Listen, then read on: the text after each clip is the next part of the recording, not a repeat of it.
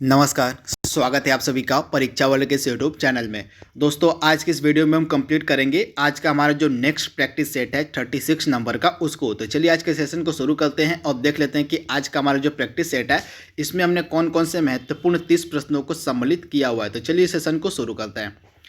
पहला प्रश्न हमारा है, निम्न में से किस नदी को जो है बंगाल का शोक यानी कि सारो ऑफ बंगाल कहा जाता है।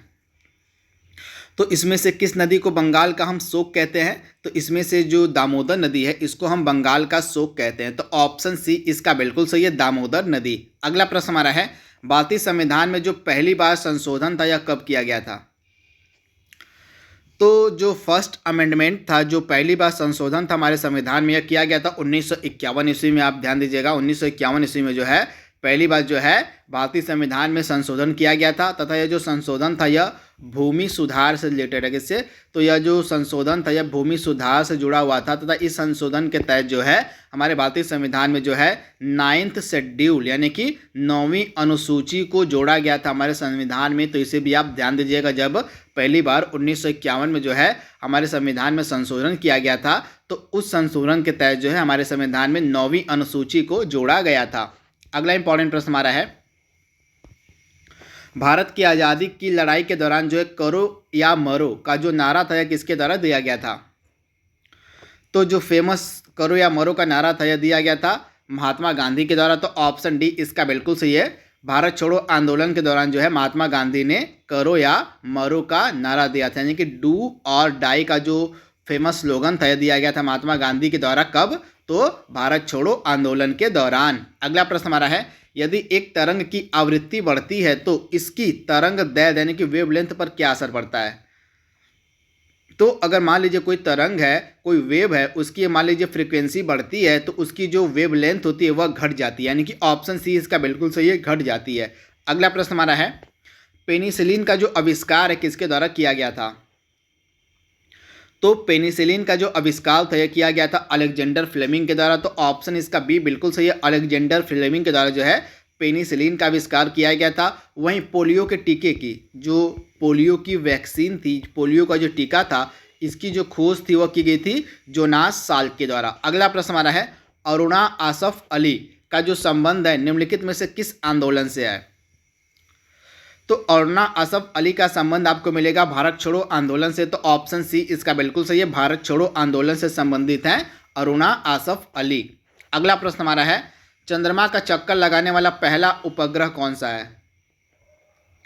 तो चंद्रमा का चक्कर लगाने वाला पहला उपग्रह था लूना 10। क्या था? तो लूना 10 जो था यह चंद्रमा का चक्कर लगाने वाला पहला उपग्रह था, यानी कि पहला सैटेलाइट था। अगला प्रश्न हमारा है, प्राचीन काल के जानवरों, पौधों एवं अन्य जीवों के संरक्षित अवशेषों या चिन्हों के अध्ययन को क्या कहा जाता है। तो प्राचीन काल के जानवरों, पौधों और अन्य जीवों के संरक्षित जो अवशेष होते हैं उनके अध्ययन को हम कहते हैं जीवाश्म विज्ञान। इसको इंग्लिश में हम कहते हैं पैलियोटोलॉजी, यानी कि ऑप्शन सी इसका बिल्कुल सही है, पैलियोटोलॉजी या जीवाश्म विज्ञान। अगला प्रश्न हमारा है, निम्नलिखित में से कौन सा एक कोशिकीय जीव का एग्जाम्पल है।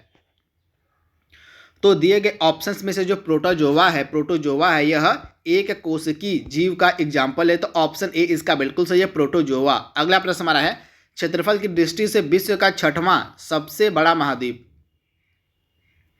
तो क्षेत्रफल की दृष्टि से 6वां सबसे बड़ा महाद्वीप आपको मिलेगा यूरोप। तो राइट आंसर आपका जाएगा यूरोप जो है क्षेत्रफल की दृष्टि से विश्व का 6वां सबसे बड़ा महाद्वीप है। पहले नंबर पर आपका आता है एशिया, दूसरे पे आपका आता है क्या, तो दूसरे पे आपका अफ्रीका आ जाएगा, तीसरे पे आपका आता है क्या, उत्तरी अमेरिका, चौथे पे आपका क्या आता है, तो चौथे पे आपका जाएगा साउथ अमेरिका यानी कि दक्षिण अमेरिका, और पांचवें पे आपका आता है अंटार्कटिका, और छठे पे आता है यूरोप, और सातवें नंबर पर आपका सबसे छोटा महाद्वीप आता है ऑस्ट्रेलिया।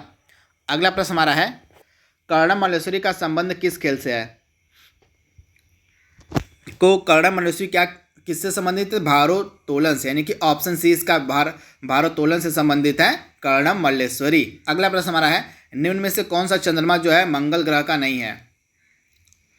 तो मंगल ग्रह के कौन कौन से चंद्रमा हैं, 2 चंद्रमा है मंगल ग्रह के, एक तो है फोबोस और डीमोस, यानी कि आपका जो राइट आंसर हो जाएगा बी और डी, यानी कि फोबोस और डीमोस। आप नोट डाउन कर लीजिएगा, फोबोस और डीमोस जो हैं ये 2 चंद्रमा आपको मिलेंगे कहाँ के, तो मंगल ग्रह के। तो राइट आंसर आपको जाएगा ऑप्शन बी और डी। अगला प्रश्न हमारा है, थर्मोस्कोप का जो आविष्कारक है वह किसे माना जाता है। तो थर्मोस्कोप का जो आविष्कार तय किया गया था गैलीलियो गैलीली के द्वारा, तो ऑप्शन ए इसका बिल्कुल सही है, गैलीलियो गैलीली। अगला प्रश्न हमारा है वास्को डिगामा पहली बार भारत कब आया था? तो वास्को डिगामा जो था यह पुर्तगाल का यात्री था तथा यह पहली बार भारत आया था 1498 ईस्वी में। तो राइट आंसर आपका हो जाएगा 1498 में। अगला प्रश्न हमारा है धमनियां रक्त का वहन करती हैं जो भरी होती हैं, धमनियों के अंदर क्या भरा होता है आपको बताना है। तो धमनियों के अंदर भरी होती है O2 गैस यानी कि ऑक्सीजन गैस, यानी ऑप्शन ए इसका बिल्कुल सही है। अगला प्रश्न हमारा है भारत का जो प्रमुख कार्यकारी अधिकारी होता है वह कौन माना जाता है?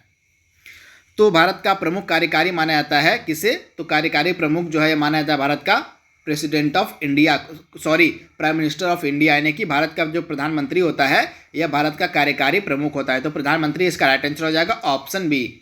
अगला प्रश्न हमारा है हमारी आंखों में लेंस का क्या कार्य होता है?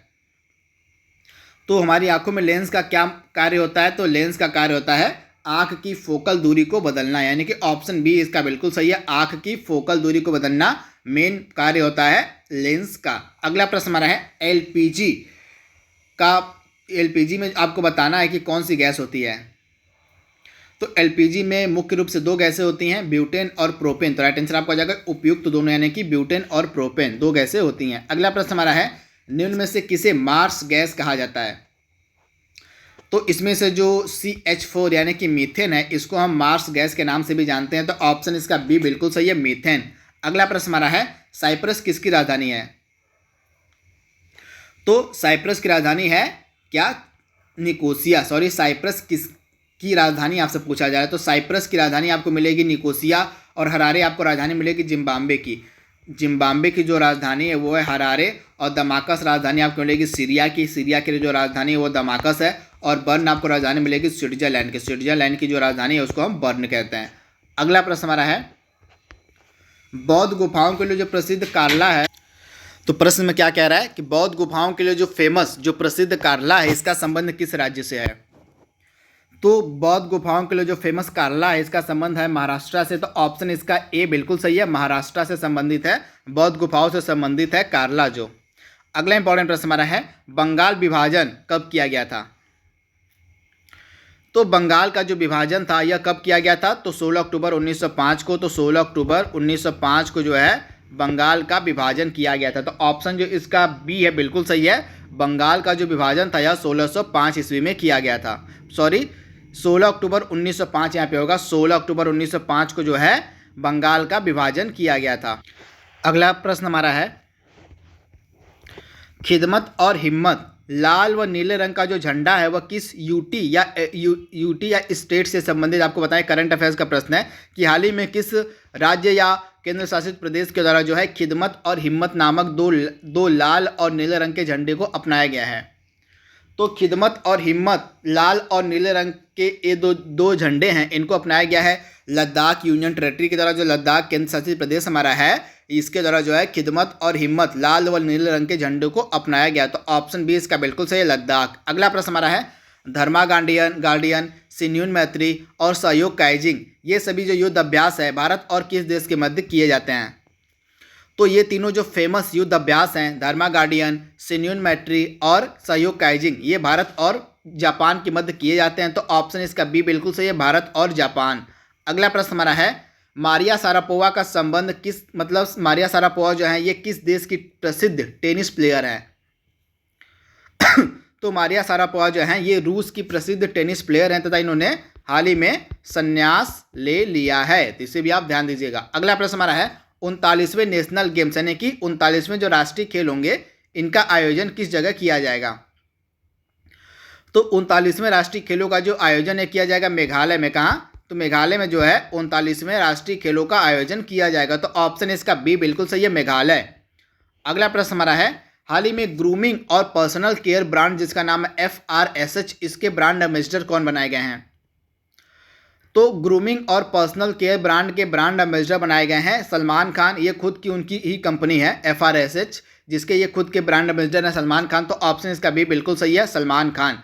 अगला प्रश्न हमारा है हाल ही में दक्षिण महासागर में आए उष्णकटिबंधीय तूफान जिसका नाम मंगा था इसका नामकरण किसके द्वारा किया गया? तो जो उष्णकटिबंधीय तूफान हाल ही में आया था दक्षिण महासागर में मंगा, इसका नामकरण किया गया था इंडोनेशिया के द्वारा। तो ऑप्शन इसका ए बिल्कुल सही है, इंडोनेशिया। अगला प्रश्न हमारा है, मार्क एस्पर किस देश के रक्षा मंत्री हैं? तो मार्क एस्पर आपको मिलेंगे अमेरिका के रक्षा मंत्री। तो आप इसे ध्यान दीजिएगा। अमेरिका में अब जो राष्ट्रपति का चुनाव वो संपन्न हो चुका है तथा अमेरिका के नए राष्ट्रपति बने जो बाइडेन। आपको पता होना चाहिए अमेरिका में जो राष्ट्रपति चुनाव हुए थे, अब ये मार्क एस्पर जो रक्षा मंत्री ये कुछ दिनों बाद के ये भी बदल जाएंगे, तो नया जो मंत्रिमंडल है उसका गठन किया जाएगा। तो इसी क्रम में जो बाइडेन है ये अब जनवरी से जो है अपना पदभार ग्रहण कर लेंगे राष्ट्रपति का अमेरिका के। तो अभी तो डोनाल्ड ट्रंप ही अमेरिका के राष्ट्रपति, परंतु जनवरी से जो है नए राष्ट्रपति हो जाएंगे जो बाइडेन। तो इसे भी आप ध्यान दीजिएगा। आज का लास्ट प्रश्न हमारा है, हाल ही में प्रेम नायर किस देश में भारत के राजदूत बने हैं? तो प्रेम नायर जो है किस देश में भारत के राजदूत बने हैं? तो नाइजर में जो है भारत के राजदूत बने हैं प्रेम नायर। तो इसे आप ध्यान दीजिएगा। तथा गायत्री कुमार जो है ये ब्रिटेन में जो है भारत के राजदूत है। तथा अमेरिका में भारत के राजदूत कौन है? तरनजीत सिंह संधू जो है ये अमेरिका में भारत के राजदूत हैं। तो दोस्तों आज का हमारा जो प्रैक्टिस सेट था उसको हमने कंप्लीट कर लिया है। जल्दी मिलेंगे हम इसके अगले भाग में। तब तक के लिए thank you, thanks for watching, thank you.